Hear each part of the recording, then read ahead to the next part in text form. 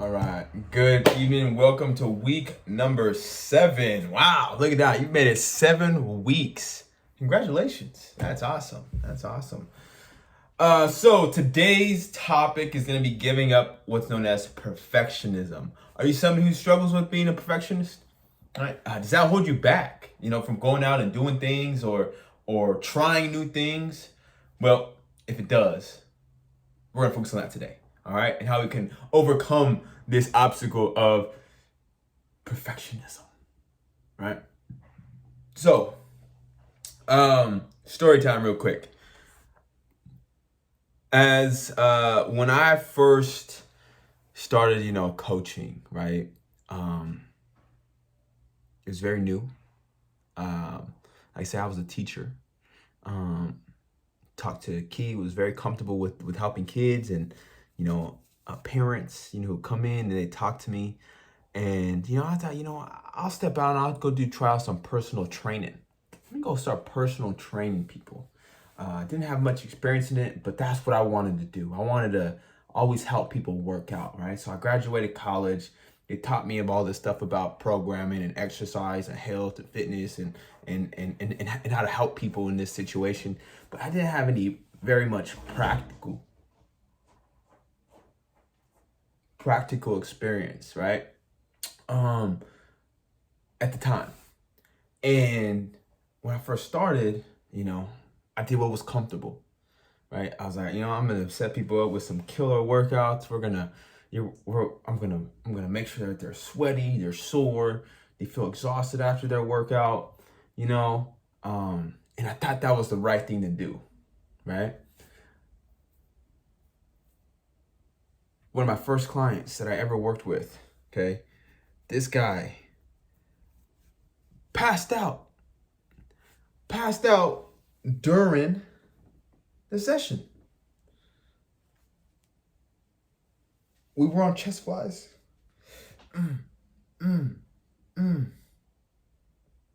Face goes pale white. Looks in my eyes and just, I'm sitting there. I don't know what to do. This is one of my first clients. I didn't know what to do, right? Slapped him up, shook his body, called 911. They were able to come over here and, save his life. He wasn't gonna die or anything like that, but just got very, very nauseous. Blood sugar ran low. He wasn't conditioned enough, to get started with those intense exercises. And, in that situation, I got a little fearful right after that. I was like, what do I do? Am I not good at this? Do I suck at this? Is this not meant for me? Or do I refine my process? Do I make improvements so I can understand? Should I ask better questions? Should I take a different understanding into each session? What should be the purpose of the exercises when we first start working together? What should be the process, right? And the reason why I bring that up is because as perfectionists, right, if we think we're doing the right thing at the right time and we're doing it the right way, and we get the feedback that's something extremely negative, we're gonna say, oh, that's not for me. I'm not good at that. And it holds us back from reflecting and making growth and making positive changes so that our product or ourselves can be better, right? So the same thing with life too, if you're a perfectionist and it's, my health, I have to wait until it's the perfect time for me to get started. Everything has to be ideal in order for me to make an effort so that I can be perfect. Because if I'm not perfect, I'm not going to feel good about myself. But something that's important right there is that you taking action, you making the effort is important and is gratifying and should be pedestal. It should be at the top of the pedestals. Okay? So the reason why, right, we have to do this is because imperfect action beats inaction every single time. You can't get better without taking action, right? Like I said, I work with kids, right? There were kids who struggle with reading. We had to practice reading to get better. They didn't want to read. They didn't want to read. They had to practice how to put them in situations to fail on purpose, right? Because the kids who were really good had to learn how to lose, right? And the kids who weren't very good had to learn that regardless how bad you try, there's still a possibility you may fail. But it's the action of giving your best effort, regardless of the situation and the circumstances, is the best thing that you can do. And it shows your character. It shows who you are as an individual and what you're willing to do regardless of the circumstances. And that's what's admirable. That's what's valued. So what I want you to do, okay, is value the imperfect action that you take.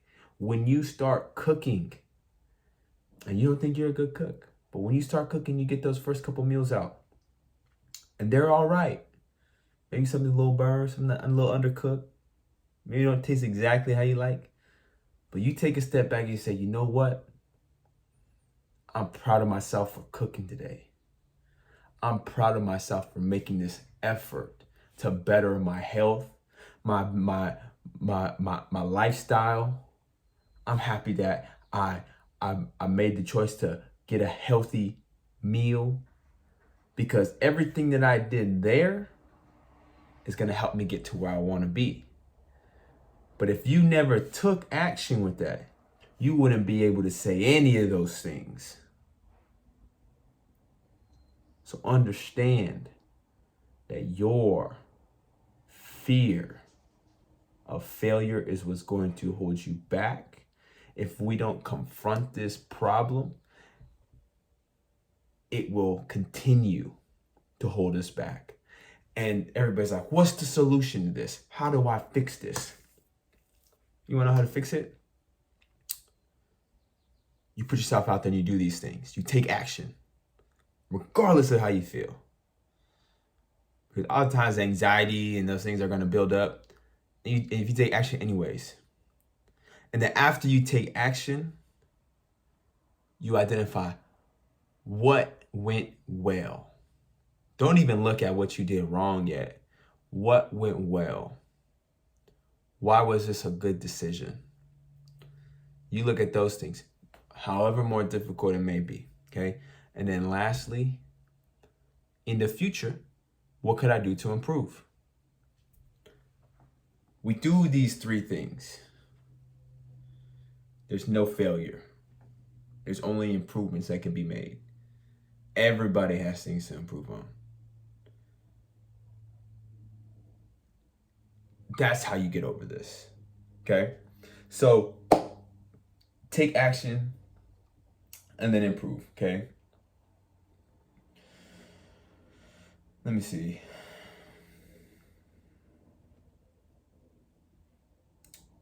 Yeah, that's all the notes I got for today, is make sure that you're taking imperfect action.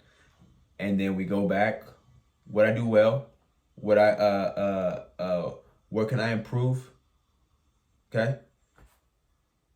And then we make a plan. And we talked about in the past. It's the same thing. There's nothing different. It's all we have to do. But we don't get stuck in that fixed mindset like we talked about before. We don't get stuck in this negative self-talk and bringing ourselves down. We don't do any of that. That's only gonna make it worse. It's only gonna make you want to give up more. So take the steps necessary in order to grow and improve and be better. So, with that being said, your homework today, or for this week, okay, is to take imperfect action and to share that with us in the Facebook group. Share a story about how you took imperfect action this week. Okay? Bada bing, bada boom, right? So I love hearing it. I hope that this was beneficial in recognizing that we don't have to be perfect. We just have to show our character.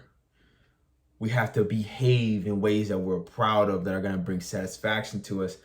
And we're going to value effort. We're going to value being persistent, persevering through these situations. We're going to value those things. Okay. Like I said, you're the value, not the results. And I'm sure you're probably seeing great results right now. So continue being you, continue, working hard. All right. Share your story. Can't wait to hear about it and talk about it when we have our accountability phone call.